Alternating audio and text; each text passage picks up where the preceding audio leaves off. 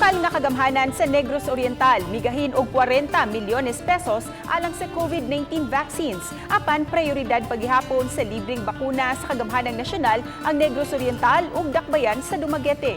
Ang report ni Chelo Valiena.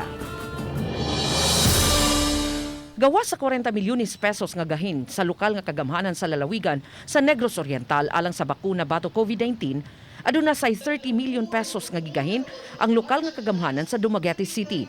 Apan bisan pa niini, prioridad gihapon sa bakuna gikan sa nasudnong kagamhanan ang Negros Oriental ug Dakbayan sa Dumaguete.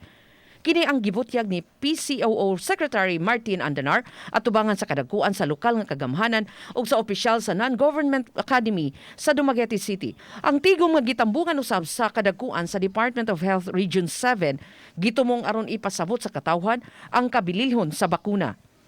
Gipatin usab ni Secretary Andanar nga bisan migahin og pondo ang provincial government, prioridad gihapon kini sa libreng bakuna.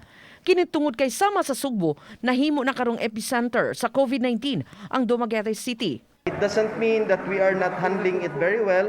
In fact, our LGUs and the DOH7 is working very hard.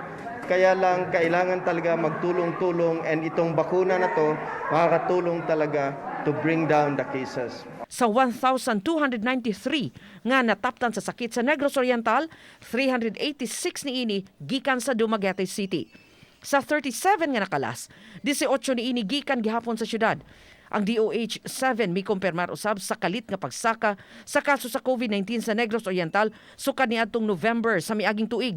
So, pero naay areas sa naay mga munisipyo nga nisaka busa ang total sa Negros Oriental medyo nisaka po siya by January. Sa laing bahin andam na ang storage facility sa Provincial Health Office alang sa bakuna sa COVID-19. Apan giklaro sa DOH7 nga magamit ang pasilidad alang sa mga bakuna nga maaprobahan sa Food and Drugs Administration.